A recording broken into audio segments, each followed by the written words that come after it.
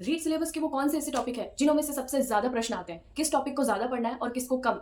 जी हाँ दोस्तों, मैं आज लेके आई हूँ आपके लिए एक ऐसी वीडियो जो आपके लिए रामबाण साबित होगी। आज की वीडियो में आपको मिलेगा रीड का पोस्टमार्टम, यानी कि रीड सिलेबस का पूरा पोस्टमार्टम और उसकी एक्सरे रिपोर्ट भी मैं आपको सौंप दूंगी। नमस्कार दोस्तों, मेरा नाम है प्रियंका लोधा और मैं टीचर लेवल 1 पोस्ट पे सिलेक्टेड हूँ। पिछली 2022-23 वाली भर्ती में मैं सिलेक्टेड हूँ।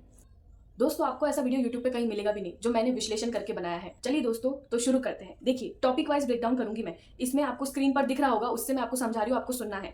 देखिए, राजस्थान जीके जो है वो 180 नंबर की होने वाली है। उसमें से इतिहास से अगर हम पकड़े तो इतिहास में प्रमुख राजवंश, जिसमें मेन है गुहिल, मेवाड़ और मारवाड़, इससे 2 से 3 प्रश्न आते परीक्षा में। अब दोस्तों, ये जरूरी नहीं कि हर परीक्षा में ऐसा ही हो, लेकिन कुछ परीक्षाओं का विश्लेषण करते हुए प्लस पिछली भर्ती परीक्षा का विश्लेषण करते हुए मैं ये चीज आपको एक्सप्लेन कर रही हूँ। तो आप इसी के भरोसे मत बैठे रहना। ये 90% जो मैं विश्लेषण करके आपको बता रही हूँ, 10% आप अपनी तैयारी भी इसमें जोड़ सकते हैं। फिर इतिहास का दूसरा टॉपिक आता है प्रमुख युद्ध, जिसमें हल्दी घाटी और खानवा का युद्ध, इससे भी क्वेश्चन आते हैं। फिर स्वतंत्रता आंदोलन में राजस्थान, ये जो मैंने आपको 3 टॉपिक बताए इतिहास के, इसको बहुत गौर से पढ़ना है आपको। फिर आती है राजस्थान की कला और संस्कृति, लोक कला और संस्कृति, इसमें से लोक देवता है, उनमें से पाबूजी, तेजाजी और रामदेव जी, इनसे बहुत सारे प्रश्न पूछे जाते हैं। आगे चल के मैं वीडियो में आपको एक टेबल के रूप में समझाऊंगी कि किस टॉपिक से कितने प्रश्न आते हैं। ये बस मैं मोटा मोटा आपको समझा रही हूँ, तो आप इसको सुन लीजिए। देखिए, फिर आता है संस्कृति और लोक साहित्य में से प्रमुख मेले और त्योहार, नृत्य और चित्रकला, इसमें से बहुत सारे प्रश्न आते हैं। पिछली भर्ती परीक्षाओं में भी आपको देखने को मिलेंगे। ये जो मैं आपको टॉपिक्स बता रही हूँ ना, बहुत इंपॉर्टेंट है। आप दूसरे टॉपिक्स को भले बाद में पढ़ लेना, लेकिन जो ये मैं आपको लिखवा रही हूँ ना टॉपिक्स, इनको आप सबसे पहले पढ़ डालना। इनसे 3-4 क्वेश्चन बहुत ज्यादा इंपॉर्टेंटली आते ही आते हैं। फिर है बोलियां और लोकगीत, राजस्थान की बोलियां और लोकगीत, इनसे भी बहुत सारे प्रश्न आते हैं। अब चलते हैं भूगोल पे। भूगोल में जलवायु से प्रश्न आते हैं, नदी से, नदियां, राजस्थान की प्रमुख नदियां, कृषि, रेगिस्तान और राष्ट्रीय उद्यान और अभ्यारण्य, इनसे बहुत सारे प्रश्न आते हैं। आगे मैं आपको बताऊंगी कि कितने प्रश्न आते हैं इन टॉपिक्स से। अब आते हैं हम शैक्षिक मनोविज्ञान पे। इसमें हमें सबसे ज्यादा ध्यान देना है थॉर्नडाइक पे, पियाजे, कोहलबर्ग और अधिगम के सिद्धांतों पे, बुद्धि लब्धि, अभिप्रेरणा और समायोजन। ये जो मैंने आपको इतने सारे टॉपिक्स बताए, इन पे आपको जरूर ध्यान देना है। इनसे बहुत सारे प्रश्न आते हैं। आप में से जो 5-6 साल से तैयारी कर रहे होंगे वो मेरी बात से सहमत होंगे। जो मैंने टॉपिक्स के नाम बताए, उससे बहुत सारे प्रश्न हमेशा आपको पेपर में देखने को मिलेंगे।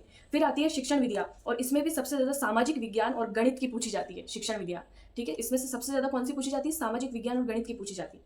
शिक्षण विधियों में आपको पाठ योजना, अधिगम मूल्यांकन और शिक्षण विधियों से संबंधित प्रश्न ज्यादा देखने को मिलेंगे।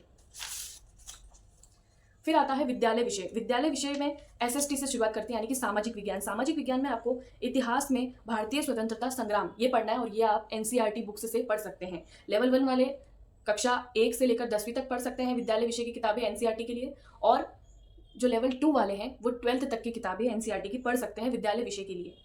भूगोल में आएगा मानचित्र, संसाधन और पर्यावरण से संबंधित प्रश्न, ये मैं विद्यालय विषयों की बात कर रही हूँ। फिर नागरिक शास्त्र में संविधान, मौलिक अधिकार और लोकतंत्र, इन 3 टॉपिक से बहुत सारे प्रश्न आपको देखने को मिल जाएंगे।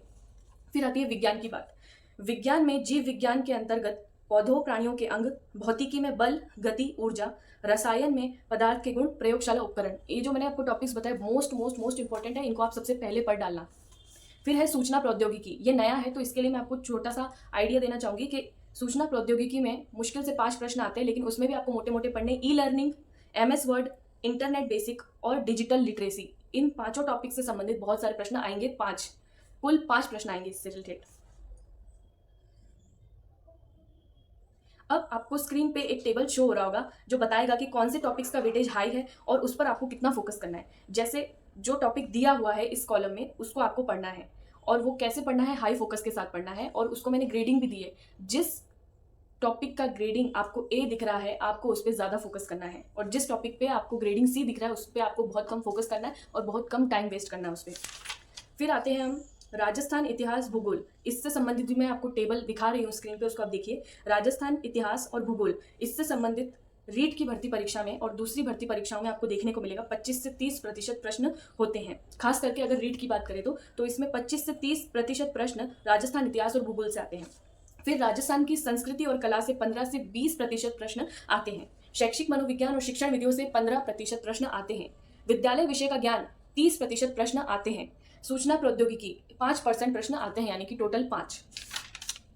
फिर आते हैं हम करंट अफेयर्स पे। देखिए, करंट अफेयर्स का कोई निश्चित क्राइटेरिया नहीं है कि कहाँ से प्रश्न आएंगे। इसमें 2-3 चीजें ही मेन है। वो है करंट अफेयर्स, जो आप 6 महीने पुराना पढ़ सकते हैं, उससे पुराना पढ़ने की आपको कोई जरूरत नहीं है। फ्लैगशिप योजनाएं पढ़ लीजिए, और इसके लिए आपके कम से कम 8 से 9 प्रश्न आते हैं। तो इसके करंट अफेयर्स के लिए कोई विश्लेषण नहीं है, क्योंकि इसमें कोई भी प्रश्न आपको उठा के दे दिए जाते हैं। लेकिन आप कोशिश यही करिएगा जो चीज़ ज़्यादा ट्रेंडिंग में होती है उस टाइम पे, या जो सरकार अभी चल रही है उससे रिलेटेड प्रश्न आपको 100% देखने को मिलेंगे। जैसे अभी बीजेपी की सरकार है, बीजेपी की सरकार ने जो कुछ भी अच्छा किया है वो सब आपको पढ़ डालना है, वो इंपॉर्टेंटली आएगा। और खिलाड़ियों से भी एक प्रश्न जरूर आपको देखने को मिलेगा, तो आप जरूर पढ़ना।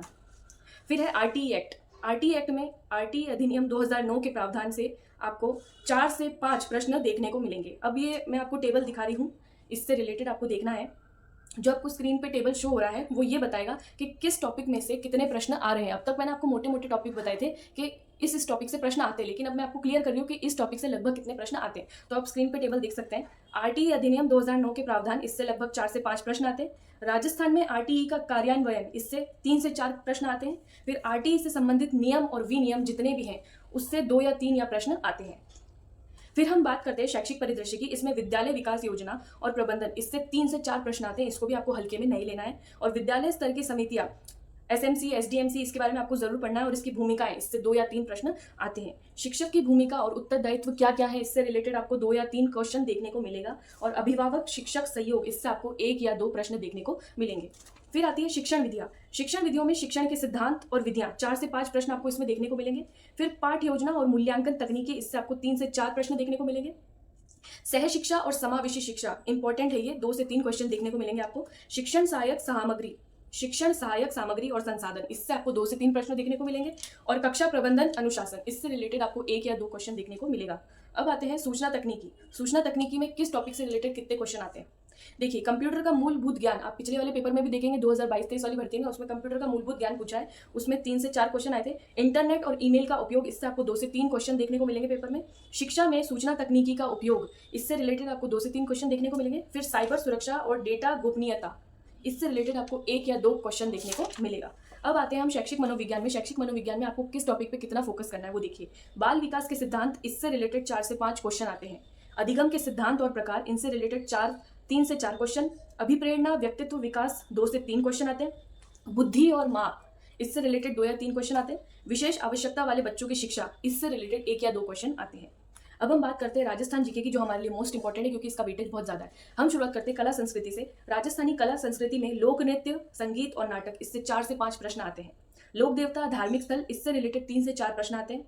हस्तशिल्प, चित्रकला, आभूषण, 2 या 3 प्रश्न देखने को मिलेंगे।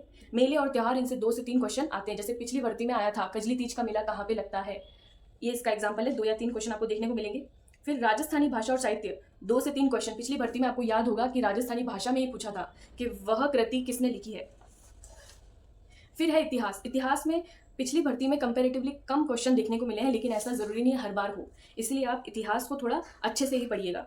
इतिहास में राजवंश और शासक, इससे रिलेटेड 4 से 5 क्वेश्चन आते हैं। 1857 की क्रांति में राजस्थान की भूमिका, 3 से 4 प्रश्न। स्वतंत्रता संग्राम और प्रजामंडल आंदोलन से रिलेटेड 3 से 4 क्वेश्चन आपको देखने को मिलेंगे। प्रमुख युद्ध और संधियां, 2 से 3 प्रश्न। ऐतिहासिक स्मारक और स्थापत्य कला, इससे रिलेटेड आपको 2 से 3 क्वेश्चन देखने को मिलेंगे। अब लास्ट बचता है हमारा भूगोल। भूगोल मोस्ट इंपॉर्टेंट है क्योंकि भूगोल से सवाल राजस्थान जीके में ज्यादा आते हैं, तो आप इस पर ज्यादा फोकस करना। अब भूगोल में भी देखिए, जलवायु, मानसून प्रणाली, इससे रिलेटेड आपको 5 से 6 क्वेश्चन देखने को मिलेंगे। फिर नदियां, झीलें, सिंचाई परियोजना, इससे रिलेटेड 4 से 5 प्रश्न। खनिज ऊर्जा संसाधन, 3 से 4 क्वेश्चन। और वनस्पति वन्यजीव अभ्यारण्य, 2 से 3 क्वेश्चन। जनसंख्या वितरण, जनजातियां, 2 से 3 क्वेश्चन। प्रमुख पर्यटन स्थल और परिवहन साधन, इससे रिलेटेड 1 से 2 क्वेश्चन।